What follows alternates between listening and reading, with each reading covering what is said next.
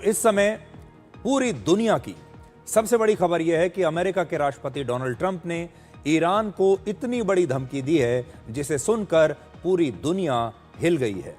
Trump ने कहा है कि आज रात को वो ईरान की पूरी सभ्यता को खत्म कर देंगे और ऐसे खत्म करेंगे कि वो दोबारा लौट कर नहीं आ पाएगी।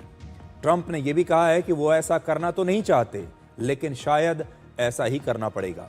आज रात इसका पता चल जाएगा और ये दुनिया के इतिहास के सबसे महत्वपूर्ण पलों में से एक होगा और 47 वर्षों से चल रहे जबरन वसूली, भ्रष्टाचार और मौत का दौर आखिरकार अब खत्म हो जाएगा। जो उन्होंने पोस्ट किया है मैं थोड़ा बड़ी स्क्रीन पर आपको दिखाता हूं और देखिए, उन्होंने साफ साफ शब्दों में लिखा है, a whole civilisation will die tonight, never to be brought back again. I don't want that to happen but it probably will. और वो साफ साफ ये कह रहे हैं कि पूरी सभ्यता ईरान की आज रात को खत्म हो जाएगी और ऐसे खत्म होगी कि वो दोबारा कभी वापस नहीं आएगी। और आखिर में ये भी लिखते हैं, God bless the great people of Iran.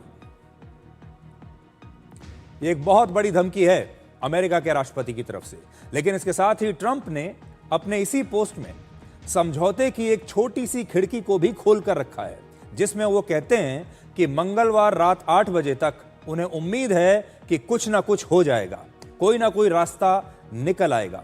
Trump की डेडलाइन अमेरिका के समय के मुताबिक मंगलवार रात 8 बजे खत्म होगी, लेकिन भारत में उस समय बुधवार सुबह के 5:30 बज रहे होंगे। यानी आपके हिसाब से अगर हम बात करें तो कल सुबह 5:30 बजे ये डेडलाइन खत्म हो जाएगी। यानी अब से लगभग 8.5 घंटे के बाद ये डेडलाइन खत्म होने वाली है। और इसलिए ये बहुत महत्वपूर्ण है कि इस डेडलाइन के खत्म होने से पहले ही ट्रंप ने ये कह दिया है कि वो आज रात ईरान की सभ्यता को समाप्त कर देंगे। ट्रंप ने कहा था कि डेडलाइन खत्म होने के बाद ईरान के हर पुल और हर पावर प्लांट को अमेरिका नष्ट कर देगा। अब अमेरिका का लक्ष्य ईरान की सेना और उसके सैन्य ठिकाने नहीं होंगे, बल्कि ईरान का सिविलियन इंफ्रास्ट्रक्चर होगा। अब दुनिया यही इंतजार कर रही है कि या तो अमेरिका और ईरान के बीच इन आखिरी कुछ घंटों में कोई समझौता हो जाए और या फिर अमेरिका इस बार ऐसा हमला करेगा जिससे ईरान की पूरी सभ्यता समाप्त हो जाएगी। लेकिन बड़ा सवाल यह है कि ईरान ऐसे में क्या करेगा। अब ईरान के आसपास के देश सबसे ज्यादा डरे हुए हैं, खास तौर पर जो गल्फ कंट्रीज हैं, गल्फ खाड़ी देश, ये एकदम डर गए हैं। इतने बड़े हमले के जवाब में ईरान भी हो सकता है अपने पड़ोसी गल्फ देशों पर कोई बहुत बड़ा हमला कर दे। उन्हें इस बात की आशंका है कि यह हमला ईरान हम पर ही करेगा या फिर ईरान कोई ऐसा खतरनाक हथियार भी इस्तेमाल कर सकता है जिसे अब तक उसने इस युद्ध में बचा कर रखा है। यह भी आशंका बहुत सारे लोगों को है, क्योंकि हो सकता है कि ईरान के पास कुछ ऐसे हथियार हों जो उन्होंने बिल्कुल अपने आखिरी दिन के लिए बचा कर रखे हों, और अगर उन्होंने ऐसे किसी हथियार का इस्तेमाल कर लिया तो पूरी दुनिया की शांति खतरे में पड़ जाएगी। ट्रंप की धमकियों के बाद भी ईरान झुकने के लिए तैयार नहीं है। ईरान ने कहा है कि वो अमेरिका की धमकियों से बिल्कुल नहीं डरता और अब तक ईरान को जिसने भी मिटाने की कोशिश की है वो खुद ही मिट गया है। तो देखिए, ईरान का भी एक कॉन्फिडेंस देखिए, बिल्कुल डरने को तैयार नहीं है, समझौता करने को तैयार नहीं है, सरेंडर करने को तैयार नहीं है। और आज इस समय भी ईरान कहता है कि हमें मिटाने जो भी आया वो खुद ही मिट गया। ईरान ने यह भी कहा है कि अगर अमेरिका ने उसके पावर प्लांट्स पर हमला किया तो ईरान पूरे पश्चिम एशिया में अंधेरा कर देगा।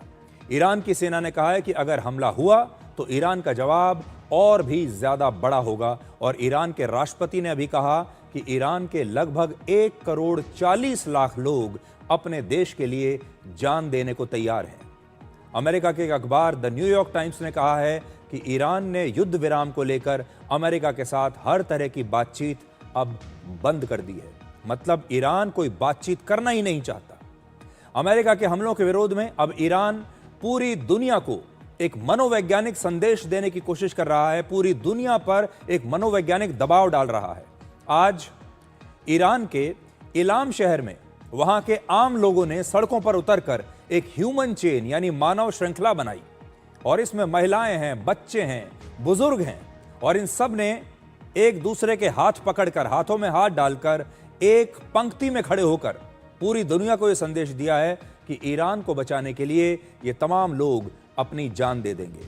तो जहां जहां पर भी अमेरिका ने ये कहा है कि वो इन इलाकों में हमले करेगा, उन सब जगहों पर अब ईरान के लोग एक ह्यूमन चेन बनाकर खड़े हो गए हैं, ये दुनिया को दिखाने के लिए कि देखिए, ये जो पावर प्लांट्स आप देख रहे हैं, पावर प्लांट पर अमेरिका कह रहा है कि यहीं पर हमला करेंगे, और उसी जगह पर ईरान के जो आम लोग हैं, ईरान के झंडे लेकर यहां पर आकर खड़े हो गए हैं और अमेरिका को चुनौती दे रहे हैं कि आपको अगर हमला करना है तो आप कीजिए, हमारे ऊपर ये बॉम्ब डालिए।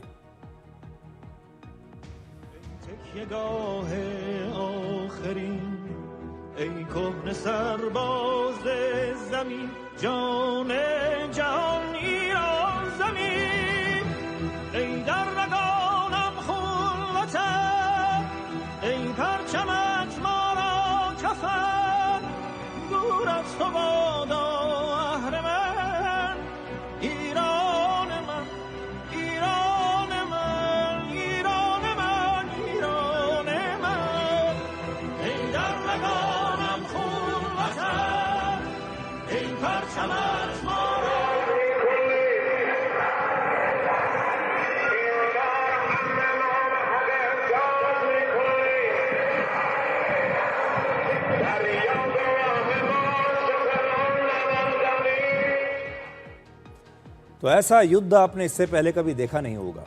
लोगों की आप हिम्मत देखिए। अमेरिका के हमलों को रोकने के लिए ईरान की जनता ने अपने हाथों में झंडे लेकर नारे लगाए, और नारे लगाते हुए वो इन पावर प्लांट्स को घेर कर ह्यूमन चेन बनाकर खड़ी हो गई है। ईरान की जनता ने एकजुटता का, देशभक्ति का, एकता का इतना बड़ा संदेश पूरी दुनिया को दिया है, इतना बड़ा प्रदर्शन किया है। इस समय वो अपनी सभ्यता और अपने देश के अस्तित्व को बचाने के लिए देखिए ईरान की जनता कैसे खुद सड़कों पर उतर आई है। और पूरी दुनिया आज ये देख रही है कि अगर अमेरिका ने हमला किया तो सबसे पहले ईरान के यही बेकसूर नागरिक मारे जाएंगे, और ये नागरिक ईरान के अमेरिका को चुनौती दे रहे हैं कि अगर आपको बम बरसाने हैं तो पहले हमारे ऊपर बरसाइए, हम अपने देश के लिए मरने के लिए तैयार हैं। ये पूरी दुनिया के लिए सोचिए कितना बड़ा संदेश है। आज ट्रंप ने अपनी धमकी में कहा कि वो ईरान में 47 वर्ष से जारी जबरन वसूली, भ्रष्टाचार और मौत के इस दौर को खत्म कर देंगे। तो ये 47 वर्ष उन्होंने क्यों कहा? आज आपके दिमाग में भी ये बात चल रही होगी कि उन्होंने 47 वर्ष जो इस्तेमाल किया है, ये क्यों किया है। तो अब हम 47 साल से अमेरिका और ईरान के बीच की इस दुश्मनी को आपके लिए डिकोड करेंगे। 47 वर्ष से ट्रंप का सीधा मतलब वर्ष 1979 से है, जब ईरान में इस्लामिक क्रांति हुई थी, और यहीं से अमेरिका और ईरान की दुश्मनी की शुरुआत भी होती है। ये बिल्कुल एक फिल्मी कहानी की तरह आपको लगेगी। वर्ष 1979 में ही ईरान की जनता ने मोहम्मद रजा पहलवी को ईरान की सत्ता से हटा दिया था। पहलवी अमेरिका के समर्थन से ही ईरान की गद्दी पर बैठे थे। फिर ईरान के लोगों ने उनके खिलाफ विद्रोह कर दिया और उन्हें गद्दी से हटा दिया, और इस इस्लामिक क्रांति के बाद ईरान में एक नई सत्ता आई। रूहुल्लाह ख़ोमेनी का शासन वहां पर शुरू हुआ, और ख़ोमेनी ने अमेरिका को ग्रेट सैटन यानी बड़ा शैतान कहा, और अमेरिका को ईरान का सबसे बड़ा दुश्मन बताया, और तभी से ईरान का बच्चा बच्चा अमेरिका से नफरत करने लगा। और यहीं से ईरान और अमेरिका के बीच 47 साल पुरानी इस दुश्मनी की शुरुआत हुई, और तब से अमेरिका के खिलाफ ईरान की पूरी एक करके हर बच्चे के मन में एक जहर भरा गया।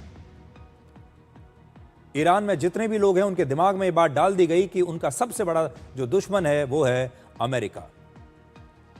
मध्य पूर्व में बढ़ते तनाव के बीच दुनिया भर के देशों ने अपने नागरिकों के लिए अब एडवाइजरी जारी करनी शुरू कर दी है। और देखिए, इसीलिए मैं आपसे ये कह रहा हूं कि हो सकता है कि आज रात कुछ बहुत बड़ा होने वाला हो, क्योंकि ईरान में मौजूद भारतीय दूतावास ने आज भारतीय नागरिकों के लिए ये नई एडवाइजरी जारी की है, जो इस समय आपकी स्क्रीन पर है। ईरान में रह रहे सभी भारतीय नागरिकों को अगले 48 घंटे तक सुरक्षित स्थानों पर ही रहने और अपने घर से बाहर न निकलने की सलाह दी गई है। साथ ही भारतीय नागरिकों को बिजली के प्लांट्स, सैन्य ठिकानों और बहुमंजिला इमारतों की ऊपरी मंजिलों से दूर रहने की सलाह दी गई है। देखिए, ये बहुत महत्वपूर्ण है।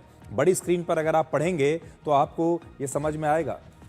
भारत सरकार ने ईरान में रहने वाले, तेहरान में रहने वाले सभी भारतीयों से कहा है कि अगले 48 घंटे तक आप किसी भी इलेक्ट्रिक इंस्टॉलेशन, मिलिट्री इंस्टॉलेशन और अगर आप किसी मल्टी स्टोरी बिल्डिंग में रहते हैं तो उसके ऊपरी मंजिल पर ना रहें और अपने घरों से बाहर ना निकलें, सुरक्षित जगहों पर रहें। अगर आप किसी होटल में हैं तो फिर होटल के अंदर रहें। ये सारी चीजें भारत सरकार ने अपने लोगों से कही हैं जो ईरान में रहते हैं।